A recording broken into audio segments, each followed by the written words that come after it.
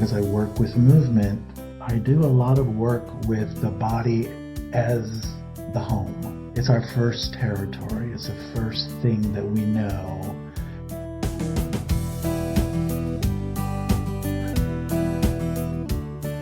At Home with Growing Older is a nonprofit organization which believes in peer learning and creating discussions which bring the lens of aging to a variety of topics. At Home with Growing Older is proud to be your host of At Home on Air, a radio hour offering connection, community, and knowledge to our participants remotely. Now, we invite you to listen and learn from this live recorded episode of At Home on Air.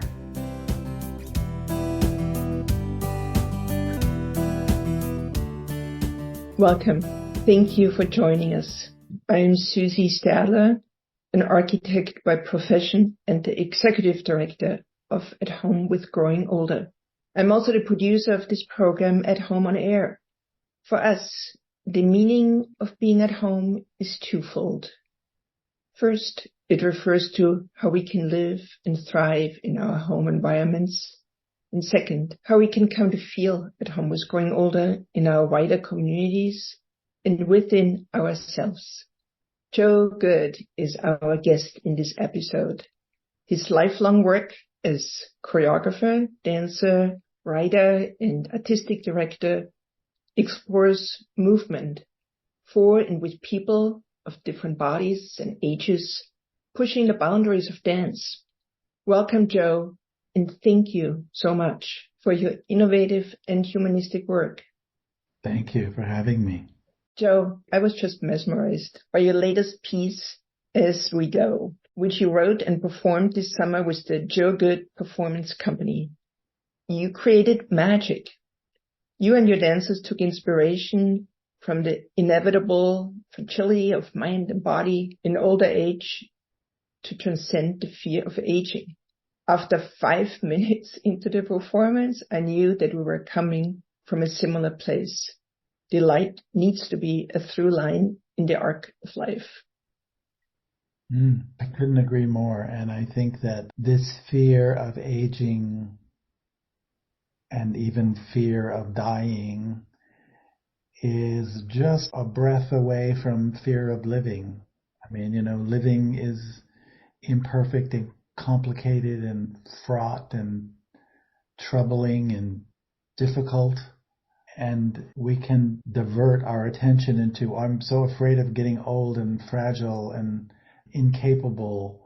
But on some level, what we're saying is, I'm afraid of living. I'm afraid of meeting the moment, the complexity of my body, of my environment, of my culture.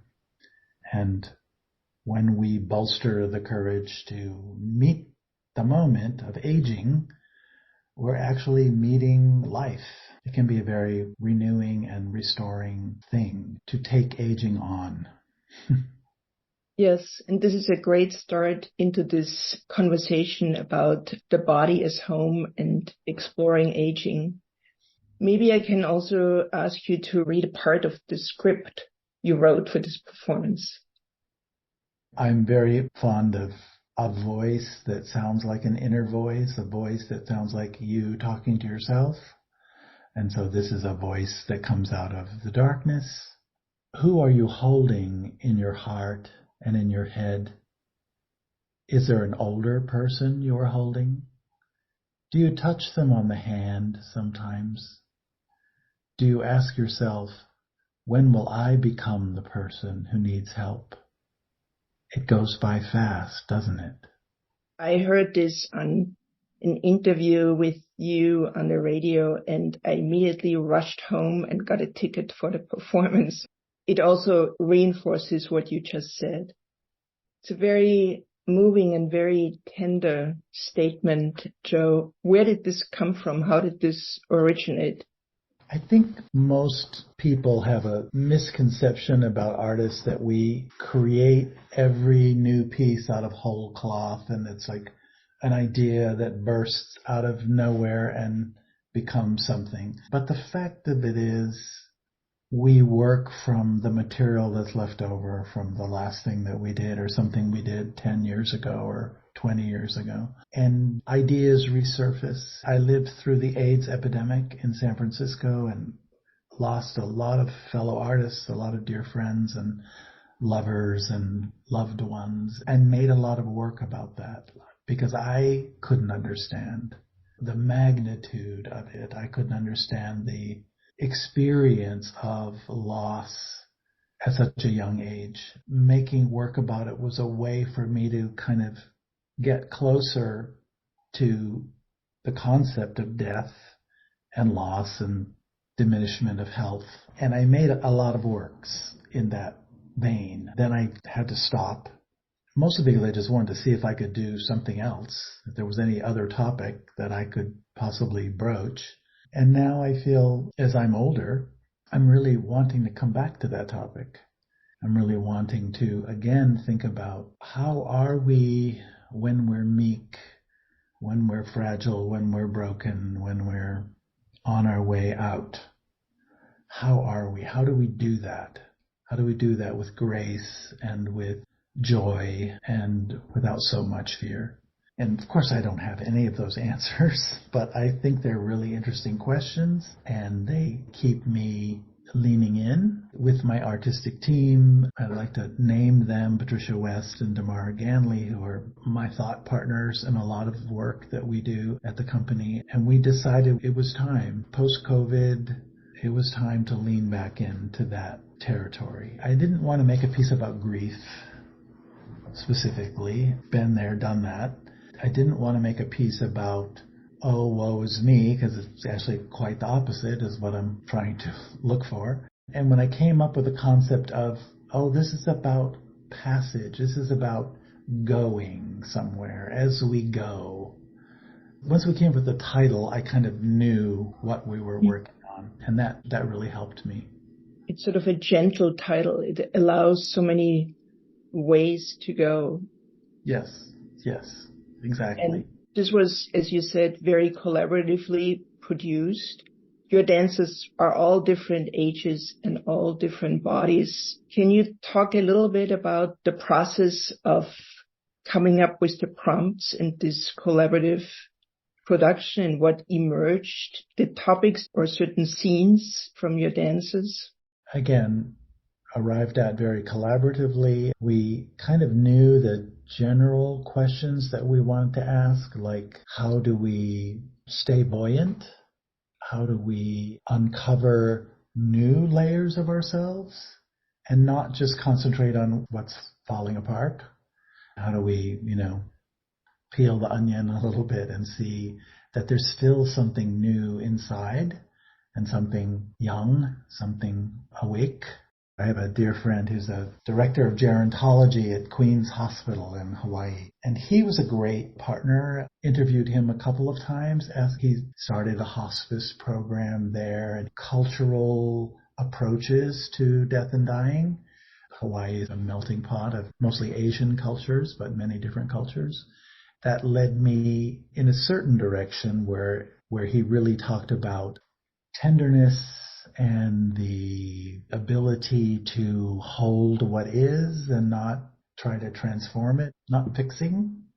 A concept I use a lot in my class that I teach, Moving for Humans, that we don't have to fix our bodies.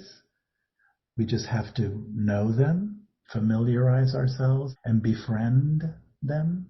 That can be a huge step towards healing and towards finding comfort and finding ease.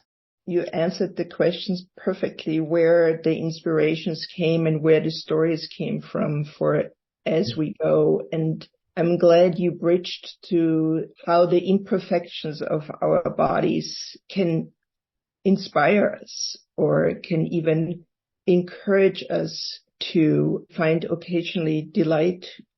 We tend to sort of diagnose the body and look for symptoms and look for dis-ease and the things that are broken.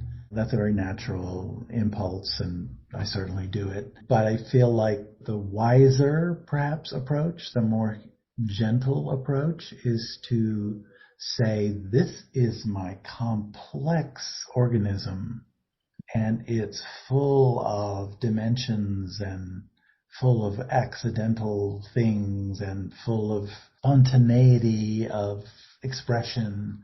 And I don't have to diagnose it all the time. I can just hold it. I can just experience it.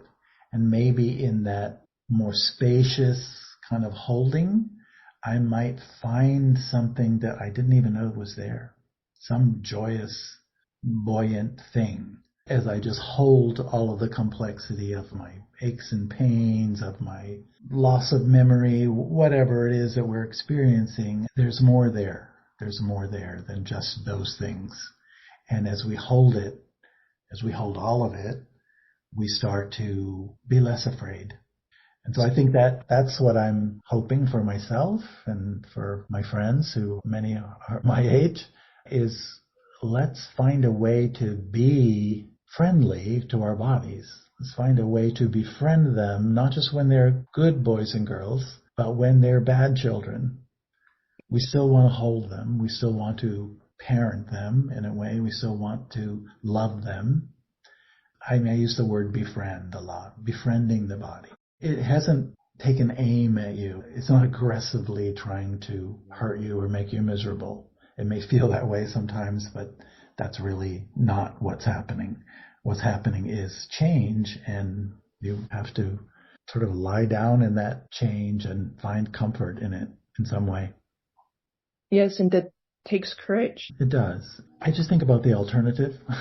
I don't know that I'm a very courageous person, actually, but the alternative is not attractive to me. The alternative of hating my body and being so disappointed that I can't do what I used to do, and I used to dance, and I used to run, and I used to do many things that I don't really do anymore.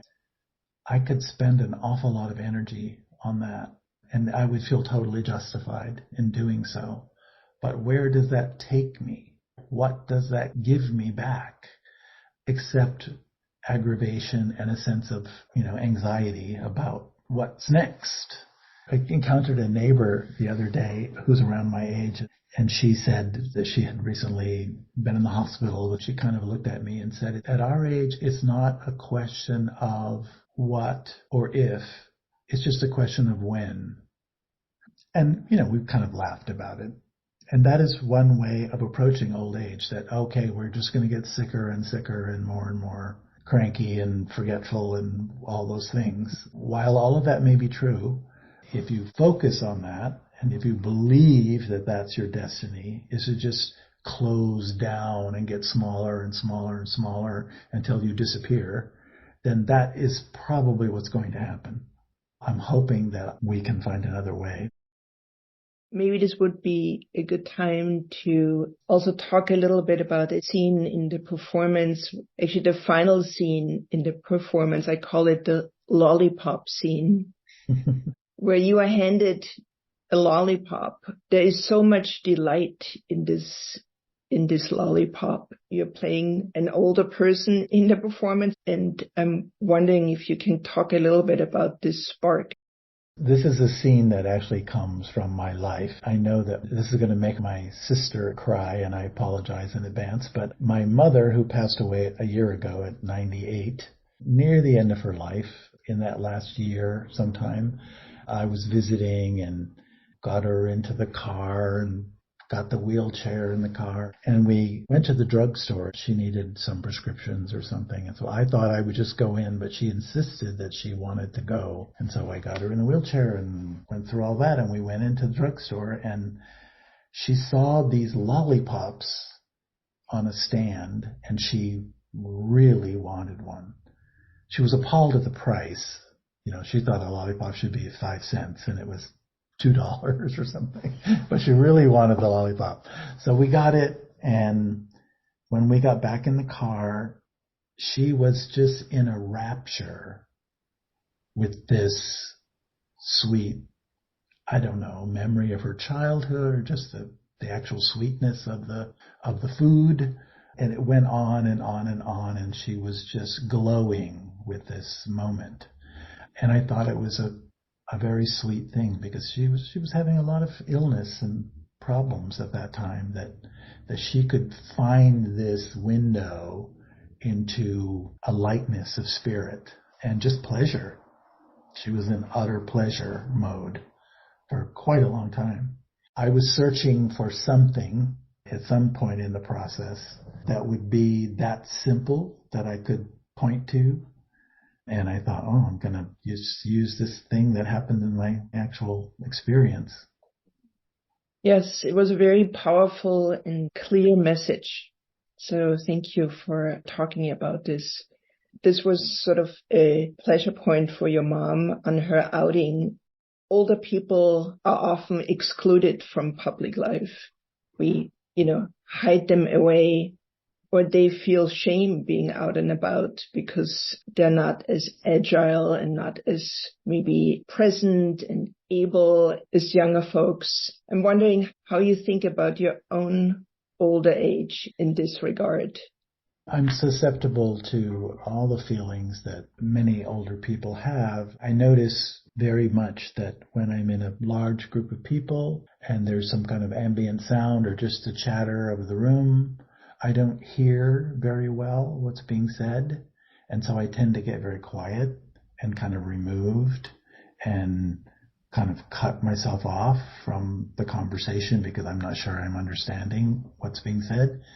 And I have to remind myself in those moments that there are choices.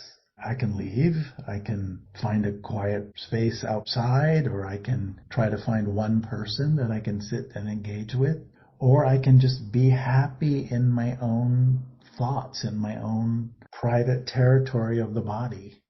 I don't have to succumb to shame or a feeling of alienation. I certainly do succumb to it sometimes, but I don't have to.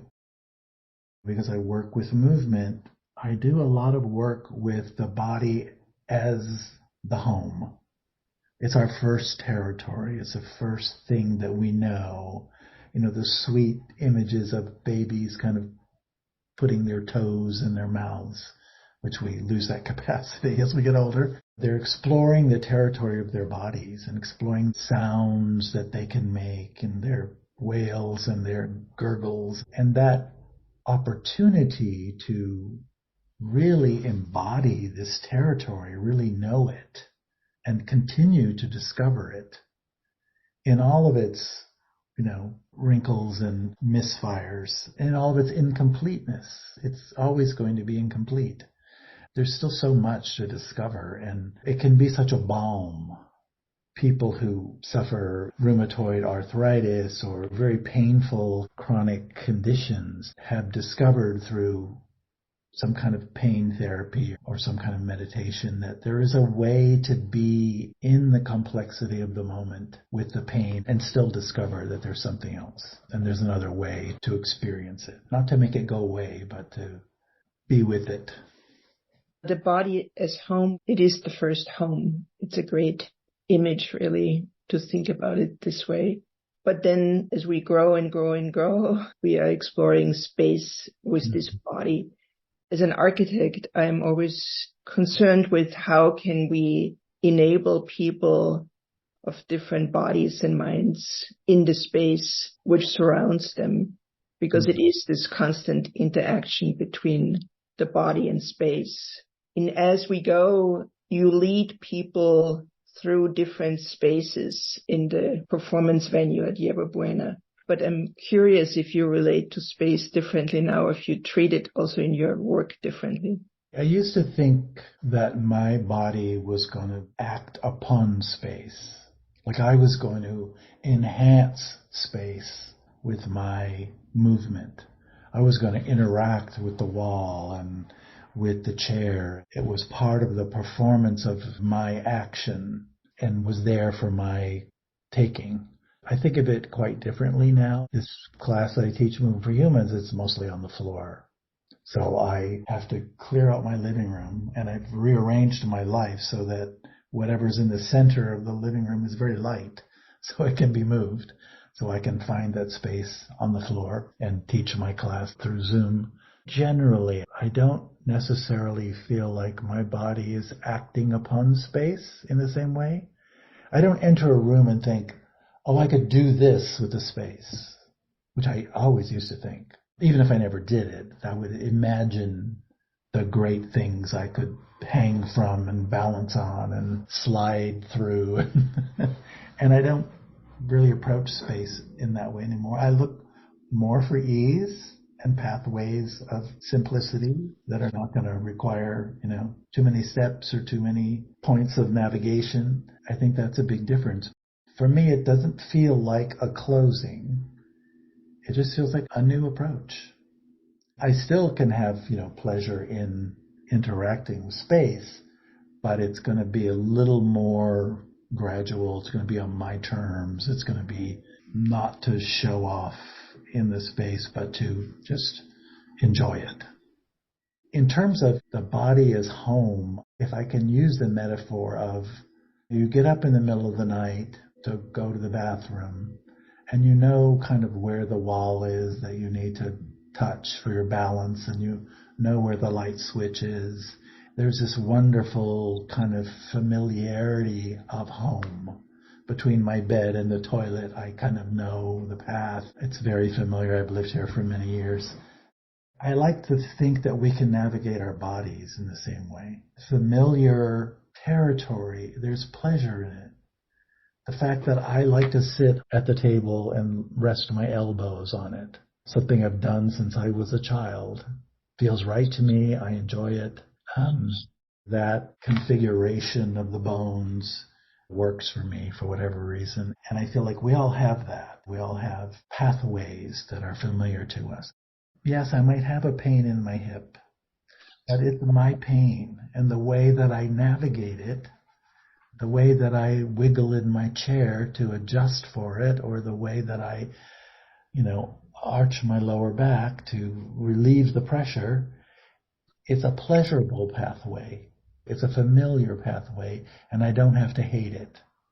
I don't have to see it as mere necessity. It's also part of me. It's part of the ritual. Yes, thank you for painting this image of movement in familiar space. It's really important for many people, and I would say that familiarity is part of feeling safe. That's often then the challenge when people move into a different home or go out into a different environment where there's less familiarity.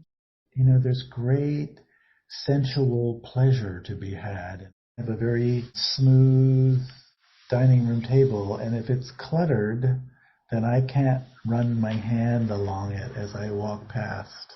But also running my hand along it as I walk past actually provides me with some stability and security. So simply by keeping the table clear, I've achieved a pathway to pleasure and a pathway to familiarity that can let my body relax and make life a little bit more pleasurable.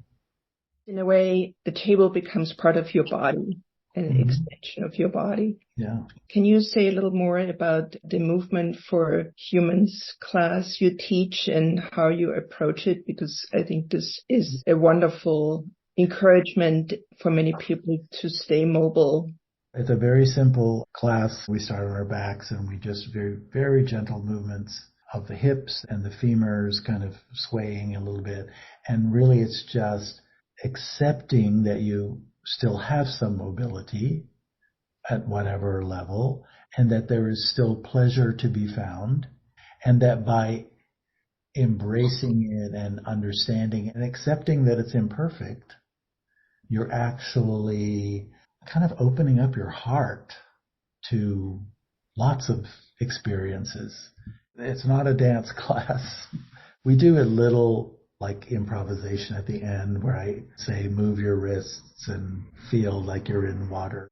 But mostly it's just really finding the joints and gently mobilizing them so that you feel that there is this kind of liquid sensuality which is always there, but we mostly don't access it in our everyday lives. And there's a little bit of Buddhist philosophy thrown in along the way. Accepting that we can know the causes of suffering, but we don't have to cause more suffering. And accepting imperfection and impermanence, and trying not to do harm by such a present critical mind all the time. And I have a very critical mind. I'm sure many of us do. But my effort is to quiet it down a little bit. Every once in a while, take a break from it and just kind of notice the simple humanness in me and in all of us, and not seek perfection all the time.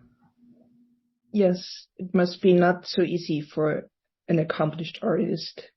It's not the way I was trained. Unfortunately, I was trained back in the days of very stern, ballet masters, and it must look like this, and this is what turnout looks like, and if you don't do it like this, then you're a fool, and you'll never amount to anything. Very punitive and very classic frameworks that you had to fit into. It took many, many years to undo that, and that's not the way I train people, and that's not the way I want to live my life. So it's been a very conscious process of letting that go and finding other ways to achieve beauty, even aesthetic beauty, even virtuosity can be achieved in different pathways than that. Thank you for defining virtuosity this way.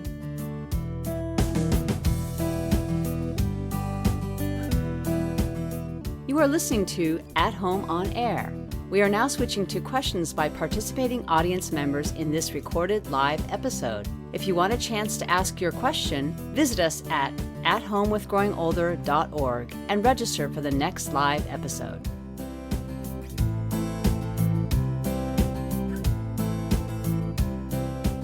Rachel, who is one of our board members, the two of us together will read the questions. Rachel, do you want to start us off? Sure. Nice to meet you, Joe. I'm savoring all your words and realizing that we need much more time. What I wanted to just quickly respond to is how, when you talked about moving your fingers along the table, your description of it reminded me of how our body has the capacity to adapt in so many wondrous ways. We totally miss that often because instead of celebrating those adaptations that our body makes to keep us healthy and safe and happy, we resist them. Even someone walking past their table and running their hands along it, that helps with stability. That's a beautiful adaptation that we make to adjust as we go along. So Laura Turbo asks about this practice of acceptance. It occurs to me that especially young people can be very critical of their bodies. Maybe we learn to accept more as we get older. Growing up as a dancer in this environment that you just talked about, how did you cultivate this idea of acceptance and befriending the body? Was there a moment of epiphany or did it evolve slowly? As I said before, it was a response to kind of punitive training, a way of seeking excellence that was really almost about hurting yourself. They were almost woven together. And it always felt wrong to me, but I didn't know any other way. I didn't know the difference. And so I took it in. I started teaching when I was very young, 20. And I think I taught that way because I didn't know any other way to do it. It was very much the bar is here, reach the bar, and don't waste your time, feeling your feelings. Just get to the bar. And I can't name the moment, but I knew that I probably had to stop dancing entirely or find another way. It became that clear to me. Like I can't continue in this continuum of almost abuse of I'm teaching in this very harsh way that I learned. And so I started looking at every kind of esoteric modality that I could find. And I moved to San Francisco, perfect place to do all of that. Not so much New York. I mean, New York didn't experience any of that. It was very much about pedigree and got to be better than the person who came before you, and you've got to, reach the bar. And I think those two things kind of coincided, my moving to San Francisco and really deciding, hey, I don't have to dance at all. No one's demanding that I do this. I can find another way, or I can just stop. And once I got to that point of kind of letting it go, I was actually able to find other things that worked. I'm wondering what impact that has on the viewer, because I think your work is changing the way that we experience, like, who's a dancer, who can be a dancer, who can move their bodies. I'm imagining that when you're an audience and you're watching people dance who've been trained in that notion of perfectionism, that somehow comes through. But if you're watching one of your productions, then maybe the messages that seep through are also that anybody can be a dancer. I hope so, because I really believe that. I really believe that we're all dancers. Whether you're ever on a stage or have any desire to be on a stage, to do the dance that your body knows how to do is just such an innate part of being alive. It's really important, and I wouldn't want anyone to deprive themselves of that. And if looking at my dancers can give people some tiny little speck of, oh yeah, I could be a dancer, then great. I'm very happy about that. I have to say, though, our work is not done. I was recently interviewed by someone I won't name, but their first comment was basically, why do my dancers not look like dancers? And I was like, they look like dancers to me. They're absolutely dancers, and they're beautiful, but that was their question, and they wouldn't let it go. And I was like, wow, this is a very firm mindset that people are in about dance. It's the thing about dance that actually makes me a little queasy, I have to say. I've gotten to the point where I can't look at the race horses anymore, the like super attenuated dance machines. I just see the strife. It's hard for me to see the pleasure. Every once in a while, you'll see someone who can embody both, but a lot of times I just feel like, ooh, it hurts me to watch you. Even though you're beautiful, what you're doing is magnificent. There's no real pleasure in it somehow. When I was researching your work, I think I either read or thought that one of the missions of your work is to create compassion and empathy and tolerance. Yeah. Absolutely. And Susie said my dancers are different ages. I have a couple of dancers in their 50s, which in dancer years, like dog years, like they're 150. They're still dancing quite fully and quite beautifully. But I find great pleasure in that wisdom that they have in their bodies and the way that they can arrive at something without needing to convince anybody that they've muscled to get there. It's really pleasurable for me to see that.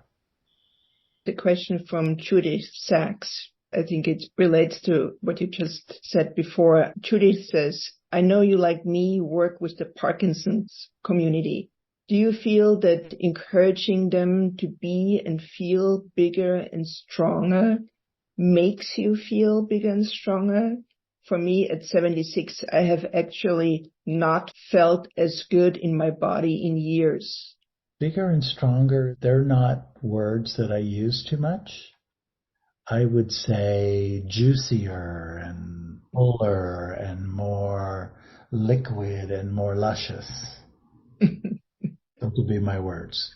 And that can equate to bigger and stronger pretty quickly, but those are probably not the words I would use.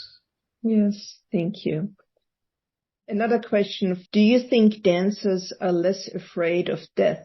The immersive trance within the dancing experience made me less afraid of dying and letting go of my body.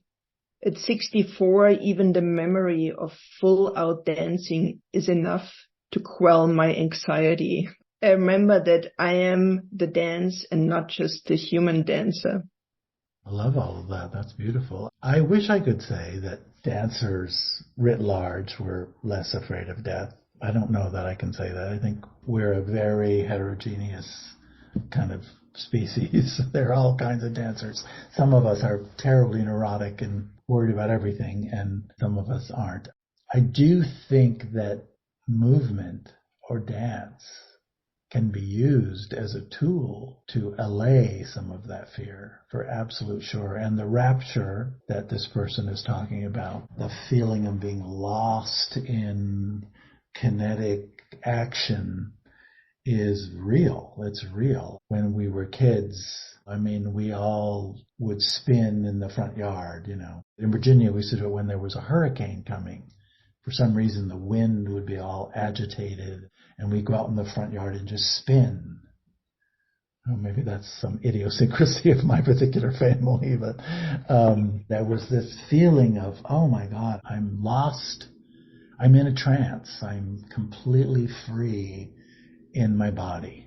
I think that freedom, even just a taste of it, a memory of it, even just having it in your finger, can actually be a wonderful healing property. Well, it's sort of the freedom to play, no? Yeah. And the freedom to move in an unencumbered way.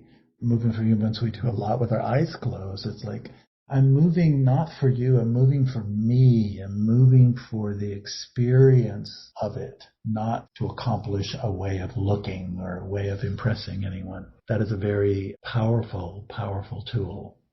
In terms of the fragility of bodies, Adrian asks, as someone who teaches, performs, etc., do you fear injury, pulled muscles, broken bones?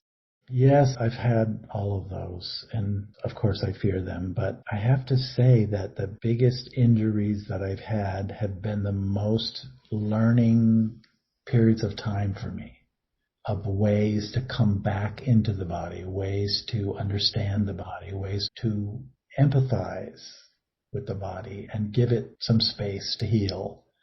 Those have been very, very productive times for me, actually. I had knee surgery in 1985. I was at the peak of my dancing career. Well, maybe a little beyond the peak, but I was still in my dancing career. And I had knee surgery. I would bend my knee, but then I couldn't straighten it. It would get locked. It was a meniscus tear. And I thought, oh, my life is over. My livelihood is over. I don't know what I'm going to do. I'm completely lost. And I did a lot of very interesting esoteric therapy, but I ultimately needed surgery. The whole process was probably about a year. I think it's the year that I learned the most about my body. I adapted to it, and I found ways to think about it that were totally different. Even just standing or walking or moving laterally, which for some reason caused me a lot of pain. And I was like, oh, I can find another way to do that. I can find pathways that I didn't know I had. I look back on it now as a very happy accident in a certain way. There have been lots of other injuries too, back injuries. Movement for Humans is very much inspired by chronic kind of back issues and has helped me enormously to not succumb to them again. So yeah, I have had injuries. Of course I fear injury a little bit, but I'm also pretty careful. You don't see me doing the acrobatics that I once loved. It's not where I am anymore. It's not where my body wants to be, and it's okay. I'm actually okay with it. So maybe what you just said is also a response to Carol Egan's question or statement, who said, I think the pain factor plays a large part in how one relates to aging and facing death. Chronic pain for many people is part of their aging experience. Yes, and it's also a great teacher. I feel like a life without pain is not a life. And yes, we get a heavier dosage of it as we get older, and we have to sit with that. You can't just push it away. We all know that doesn't work, or try to numb it, or try to ignore it, or try to deny it. It will not be denied.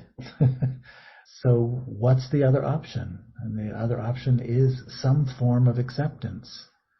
And even, I would say, befriending it, letting it sit down with you, and understanding it, and knowing it, and working with it, working with your pain. Because what other choice do we have, really? That's real. Yes. Let me just read one more statement here from Susan. As a child, I loved my tap and modern dance classes. Then I went to school, college, graduate school, and then 40 years of living in my head for work. I ignored my body. Now at 66 and recently retired, I find that I want to buy tap shoes and blast joyful music and play. I feel now that I'm finally aware of my body versus my mind. Fantastic. I love it. I feel like there's so many versions of that.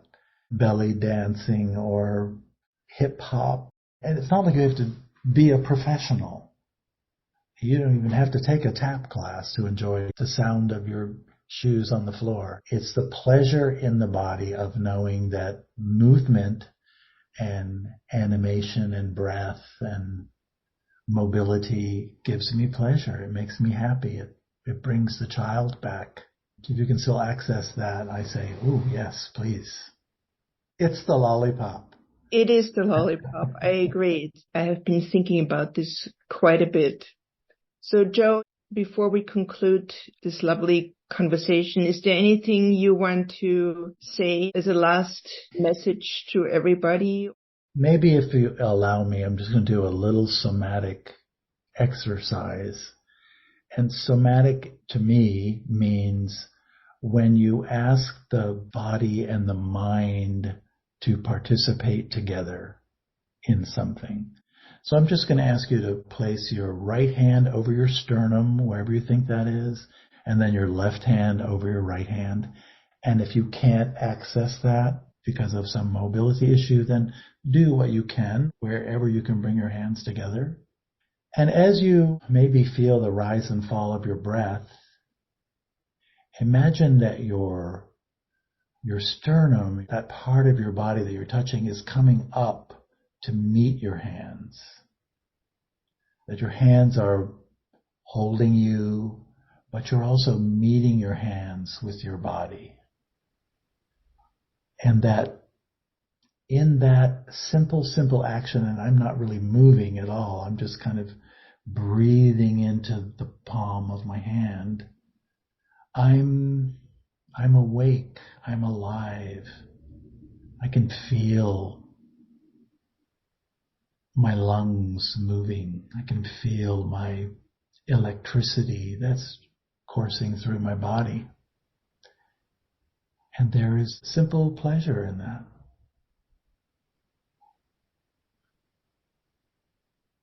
And one more breath. And I want to thank you all for coming. My goodness, it was so lovely. Thank you, Susie, for having me. Thank you, Joe, for this lovely send-off.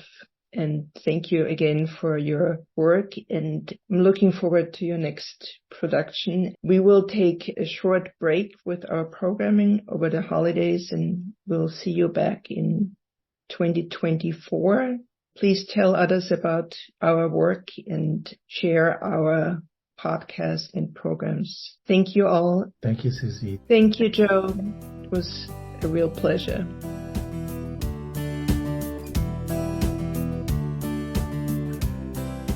This episode of At Home On Air was produced by the At Home with Growing Older team. We could not host these conversations without the generosity of our marvelous and passionate guests and hosts. Thank you for sharing your personal and professional insights. Thank you to our live audience for your thoughtful contributions. To subscribe to this podcast and for more information, visit us at athomewithgrowingolder.org. Thank you to our sponsors, Rhoda Goldman Plaza, the jewel of San Francisco's assisted living and memory care communities, and the Walnut Foundation, a San Francisco family foundation. At Home with Growing Older strives to educate, inspire, and connect people across generations and disciplines to re-envision and improve the experiences of later life. Don't forget to subscribe and tune in for the next episode.